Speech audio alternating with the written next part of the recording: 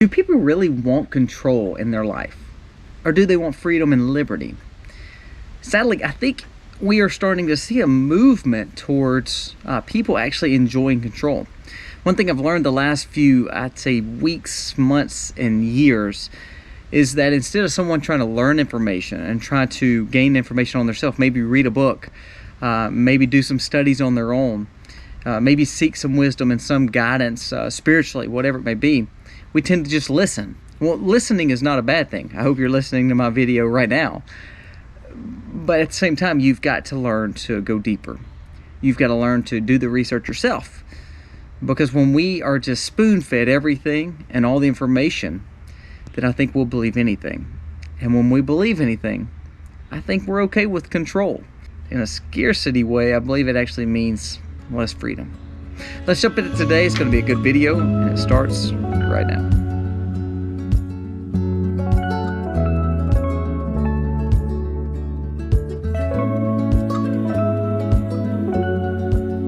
Hey guys, welcome to the Max. Thank you so much for being here today. I'm actually glad to be sitting down. I've been working on tractors and in the gardens. I got junk all over me, so I'm glad you can't really smell me because my wife said I smell pretty bad. I've been outside. So I'm glad to be with you today. If you're new to the Max, go down here, press subscribe, ring the bell, give us a thumbs up. Let us know what you think by commenting. It does help the dialogue below, and it helps us all learn from each other.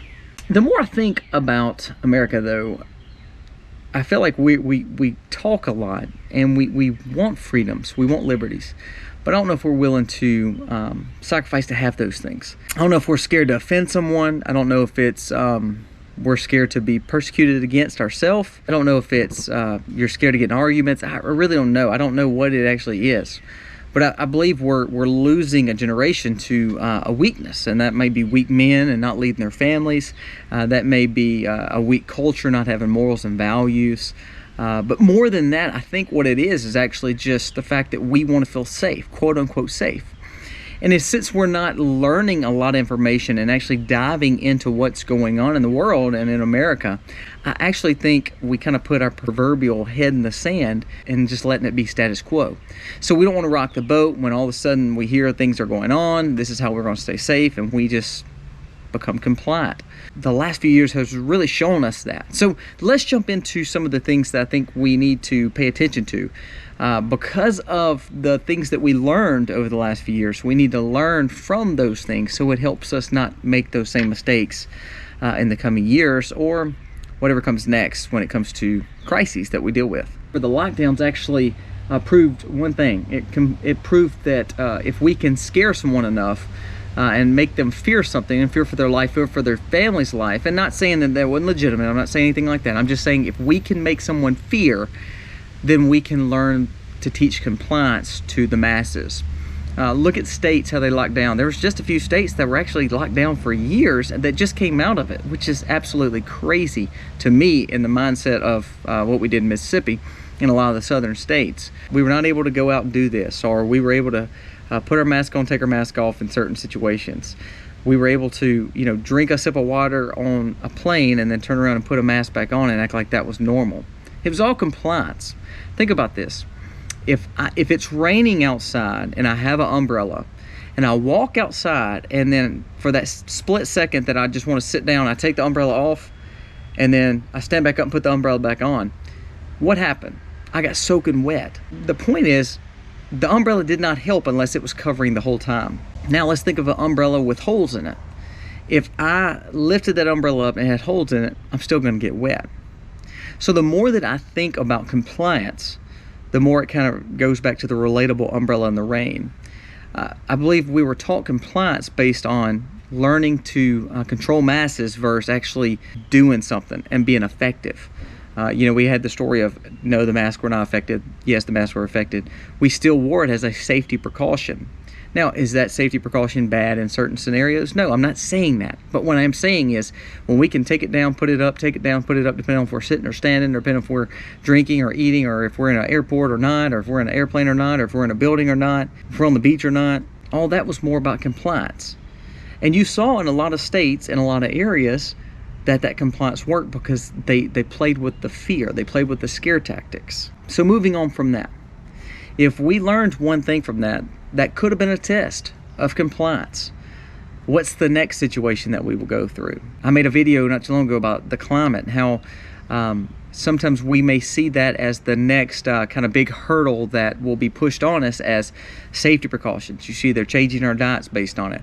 They're changing all these things that we do based on it. How our fuel is ran, how our cars are ran, taking natural gas out of the home and then going all on the grid. So let's think through all that. As crazy as the mask thing, kind of like having the umbrella in the rain and then taking it down and then putting it back up, we still got wet. If we were exposed to something, taking our mask down for 5 seconds to drink or taking our mask down when we're sitting at a table versus standing up, we still would have been exposed to whatever that situation was. Compliance. If they can push that compliance and push the fact that we're going to run into another emergency, like, the earth is ending because of climate, then they can control, you eating crickets versus eating meat. They can control you eating other things versus rice because it has too big of a carbon footprint. They can make you believe some of that. Now the question is, why are we not pushing back? That's really what the whole point of the video is. Why are we not doing something about it? We have a lot of talking, but not a lot of effort to say, you know what, we're not going to take this anymore. So when I always talk about voting with your dollars, yes, you need to vote. Yes, you need to have better representation. We know that. Term limits would help. Having good leaders, having people that are not 952 years old running our government, that would all help. But it comes down to voting with your dollars. The more we spend our money in these liberal states, the more we spend our money with these organizations or these stores or these places, then all we're doing is saying we are condoning what you're doing. We're not condemning it. If we learn to not shop with people who don't like us and not shop with people who want that compliance element, that would help, I think, sway people to say, you know what, this is not the best plan. It'd help businesses say, this is not the right thing to do. Money speaks. And I think that that's why the push for all these things that take place happen. Think about the stimulus. Think about the lockdowns. It made a lot of rich people richer, and it made a lot of poor people poorer.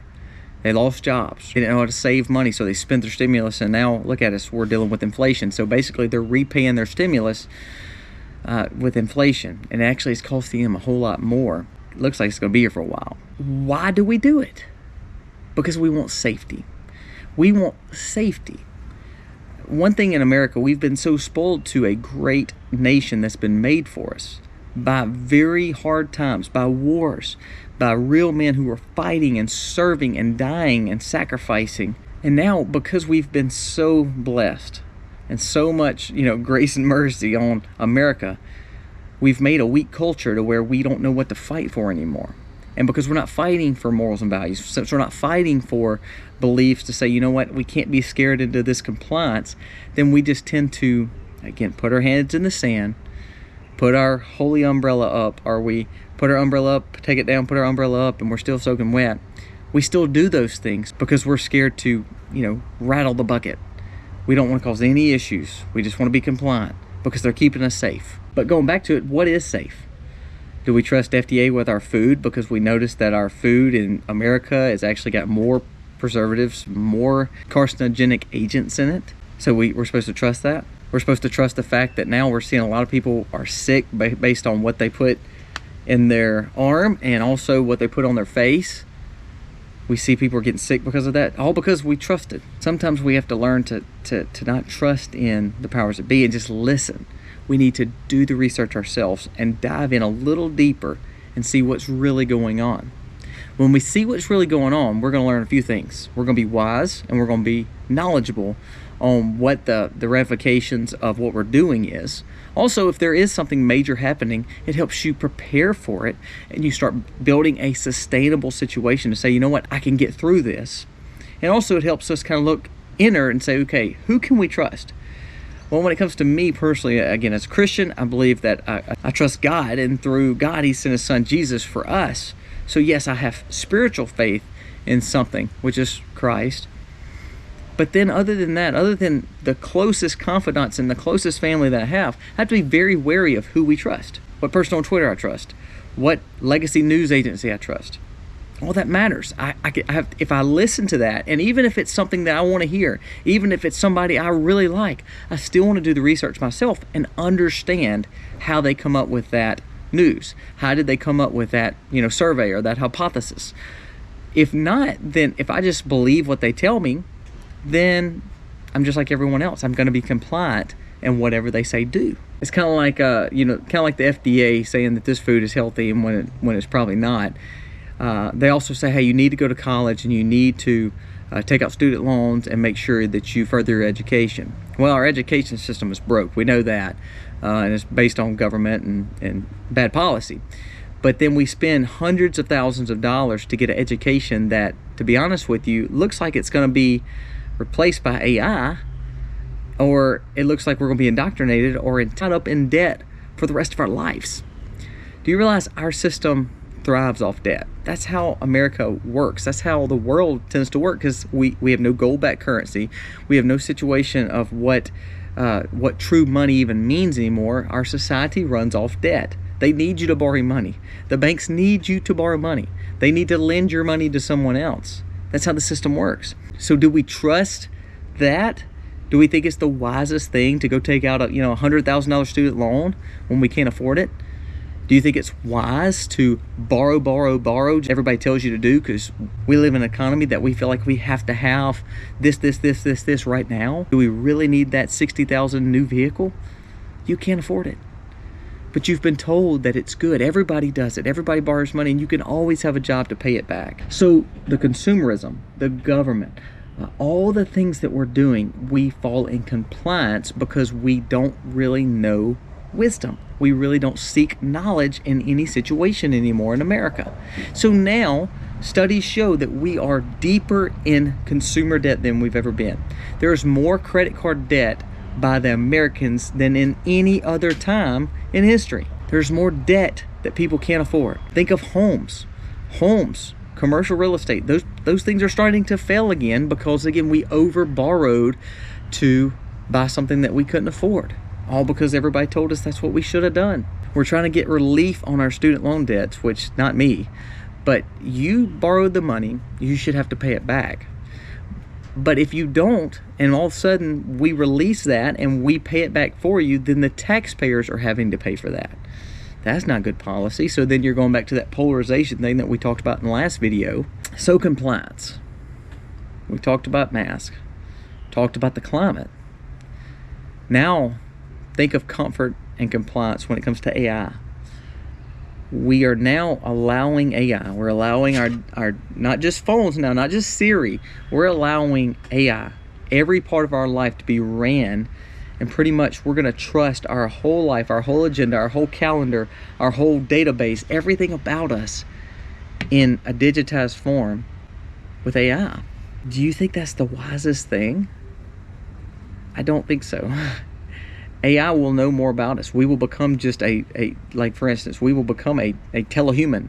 We will become half digital because we're so tied up in our digital lives versus living in real life America.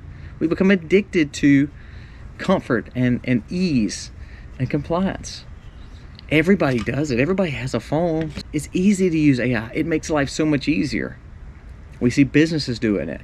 Therefore, it's causing people to lose their jobs. Studies show there will be hundreds of thousands of people that lose their job worldwide over the next few years to AI. Do you think that's going to make more people file for unemployment? Yeah. It's going to make more people be on the government's dole. So lastly, because we've been compliant, because we want comfort, we're actually going to end up losing those things because we're losing freedom as we become more compliant. Now, we don't need to do anything wrong. I'm not saying that. What I am saying is we need to challenge the narrative. You need to do your research, have some hardcover books, do some studying, because now we're changing books and digitally we are getting information that may not be all true. We had a Durham investigation just come out and tell us about all this stuff that was going on in our government. How dangerous is that? And not one thing will be done about it. It's sad. It's so sad. So I challenge you, start doing some research yourself. Don't put your proverbial head in the sand, and understand compliance and comfort sometimes cost freedom. And if we truly want freedom, we truly want liberty, we truly want a sovereign America, it's going to take men being men. It's going to take families being strong, and it's going to take us gaining wisdom. Now, I would say you need a spiritual guidance too with Christ. But you need to learn that you can't trust everything you hear or see or watch or see. AI is really playing with us because it can manipulate the way someone talks, what they say. It can manipulate a view, so you don't even know if it's a fake or not. So it comes down to gaining wisdom by learning from history. What 2020 taught us more than anything was compliance. And compliance costs you freedom. The question is, was it a test? And more than that, when something like that happens again, when we have an emergency, a crisis, are we going to just be willing to give our freedoms up for compliance, safety? Because they're going to throw out fear. It's going to scare us to death. But we need to gain wisdom, seek wisdom, and understand compliance costs freedom. And we are raising a generation now of weak people who believe it. So, challenge you, do your research, be wise, love your family, be the man that you're supposed to be the woman you're supposed to be. Look for sustainability in all that you do, and be a good steward of the blessings of knowledge and wisdom that we've gotten. There's nothing wrong with having a digital ability to do things. There's nothing wrong with having to do in debt if you are buying a home or buying a car, if something's happened. But let's be wise and smart with it. The more we listen to all these people telling us what we should do, the more we're probably digging a hole and putting ourselves in it and being compliant and not really seeking wisdom. So give me your thoughts. Was it all a test? Is all the stuff that's going on just enough to make us compliant, to make us maybe not be as sovereign as we thought we were? Are we losing freedoms? I want to hear what you have to say. So comment below. Let me know what you think. Is this just mumbo jumbo? Am I losing my mind? Or is there something bigger at play? That's the question. What's the agenda behind all this?